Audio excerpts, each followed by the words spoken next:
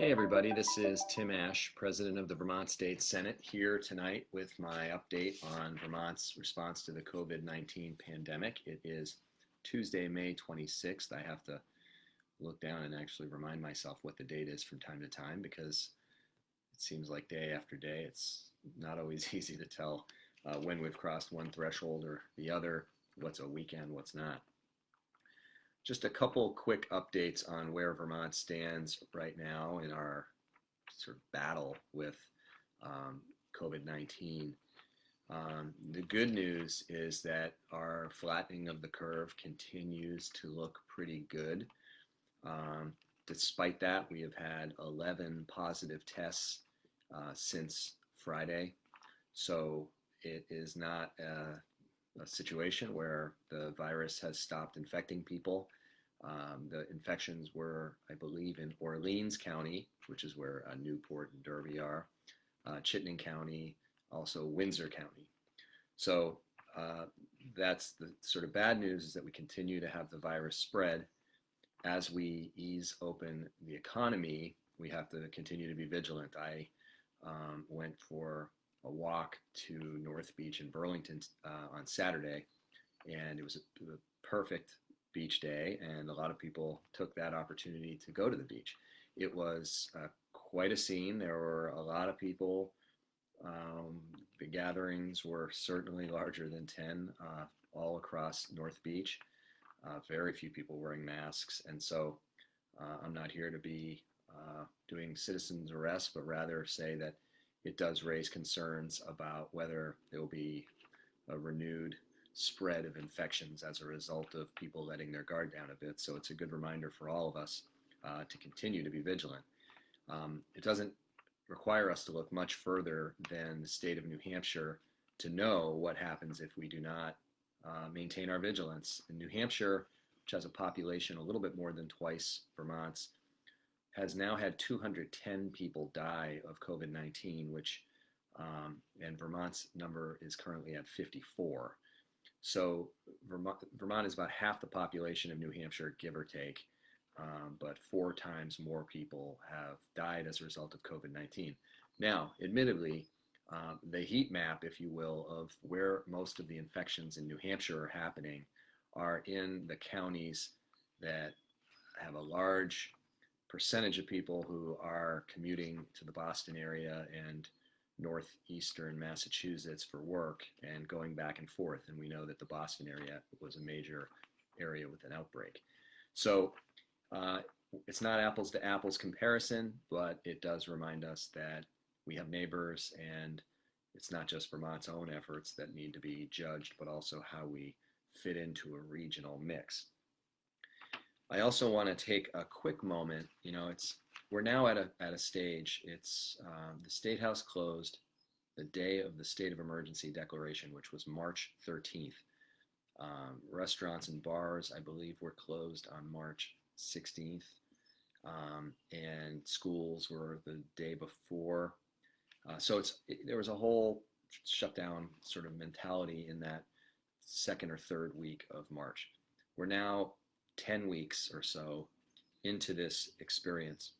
It is certainly true, and I guess is just a feature of life, that increasingly, with every day that passes and with the public health measures we've taken, which have been largely successful, some of that anxiety and fear and panic that we felt in mid-March all the way through April has dissipated a little bit. And the level of gratitude that people both felt and expressed to those who were working in healthcare or first responders and paramedics, people who work in group homes, homeless shelters, people who worked in supermarkets before all the other retail places were open.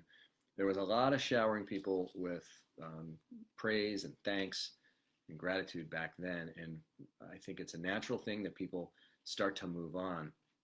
I think we should remind ourselves that they continue to do work that puts them at greater risk of infection, even if the numbers are dropping. And it doesn't diminish what they went through. It's one of the reasons I feel so strongly about passing our hazard pay grant program, which would effectively retroactively provide a very modest grant to those who had to work on the front lines, interacting with lots of people as a part of their job, in recognition of the risk they took, to their own health, what they brought home to their families, and also to correct an imbalance where if the individual had not continued at work but had been able to collect unemployment benefits as a result of being in a qualifying category, they could have actually made more money. So to me, it's really critical that we not move on effectively, both in terms of our assessment of where things are and where they've been. We have to remember that those 2 months or so were no less stressful or anxiety filled for those workers because they've passed now. And so I hope we can go back and remedy that with a show of real monetary support. Bear in mind, the federal government has sent us $1.25 billion, and much of that money is going to go to help small businesses who need it desperately, to help in a number of important ways. But unless we do this hazard pay grant, it means that those people who make very little money but have higher risk jobs and who were required to show up through the worst of the stay-at-home order, that they will be the ones shut out, and I hope we can make sure that doesn't happen. I also want to take a moment to say that the people who work in residential care facilities, group homes, places where a number of people congregate, either because they're older Vermonters, they have particular disabilities, because they're homeless, you name it. We all know and can identify in our own communities facilities that house multiple people, where there are services being delivered, often by licensed medical professionals at different levels on the medical food chain, so to speak. I mention it because we had two very serious outbreaks at facilities in Burlington. Burlington Health and Rehab and Birchwood Terrace both had outbreaks within their walls, and those two outbreaks account for a fairly significant percentage of Vermont's death total as a result of COVID. And while that's obviously two tragic situations, I do want to make a quick comment about what it means that there were just two. We have hundreds of facilities throughout the state, whether they're independent living with some staff presence, or assisted living, which have very heavy staff presence, our homeless shelters, all the settings where people are congregating for housing purposes and to have their needs met. That we only had two outbreaks at this point is a real credit to all the people who do that work. The news, Memorial Day, which was obviously yesterday, was a time to think a little bit about not just honoring those who lost their lives serving our nation, but also the people who come back and have various challenges that we need to support them with, whether it's someone who fought in World War II, who are in their later years, or someone who's just come back from Afghanistan or Iraq or one of the other places around the world where many people right now, sight unseen, are serving our country. And in Massachusetts, there's the Holyoke Soldiers Home, which the Vermont equivalent would be the Vermont Veterans Home. They had 74 people die. 74. They had another something like 84 staff tested positive, and they had more than 70 other veteran residents who tested positive but have recovered. Now, I don't know all the facts of what went on in Massachusetts at the Holyoke Soldiers Home, although I do know that many of these people fought in World War II. Some of them had liberated concentration camps. Others had Bronze Stars, Medals of Honor. I mean, these are people who have been through a lot. And the fact that this is just one of many examples all through the country of nursing homes and veterans homes and other care facilities that had massive outbreaks shines a light on what an amazing job the people in our Vermont facilities have done, because we have not seen, other than the two instances I described, the kind of outbreaks we have seen in other states.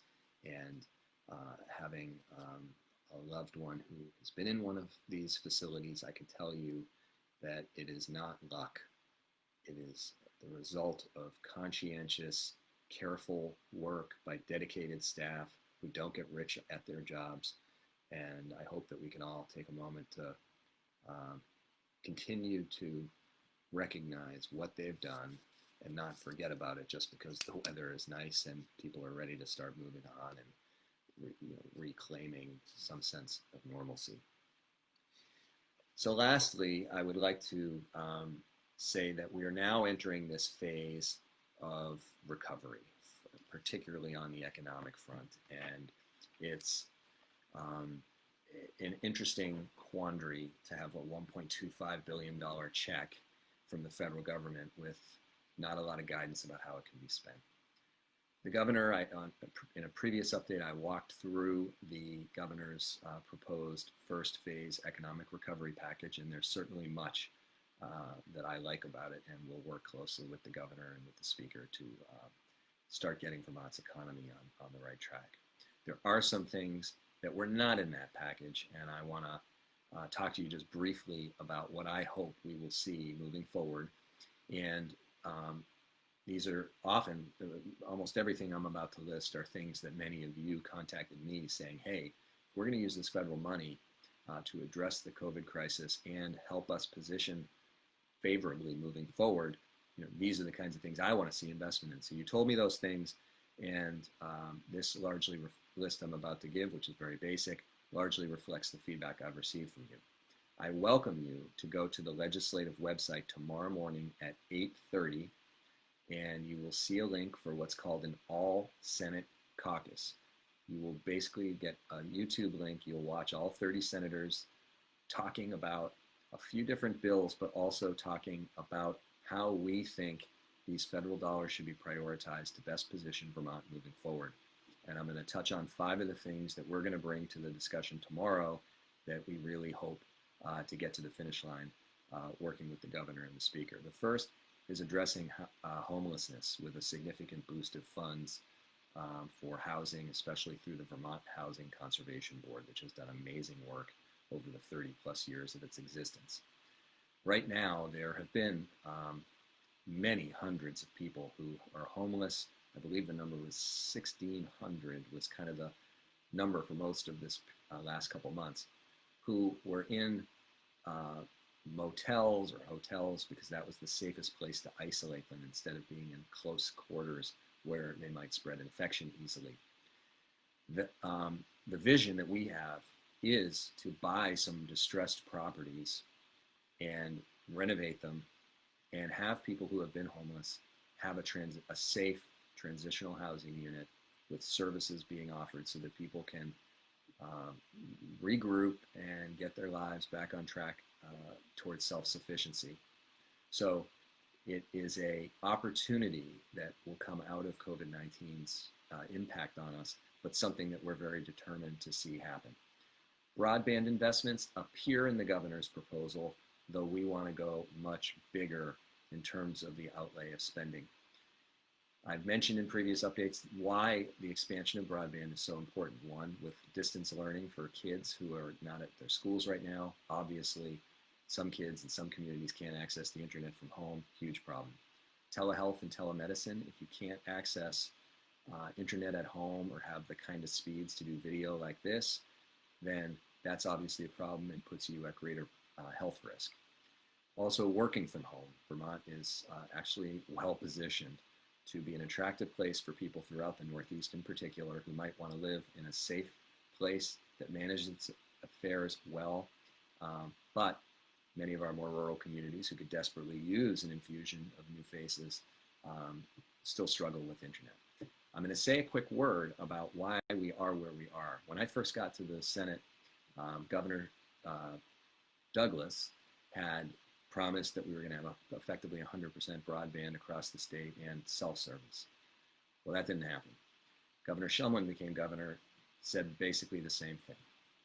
We received, when I say we, a company called VTEL, which is out of the Springfield area in Vermont, received a grant during the federal stimulus program after the Great Recession of about $130 million.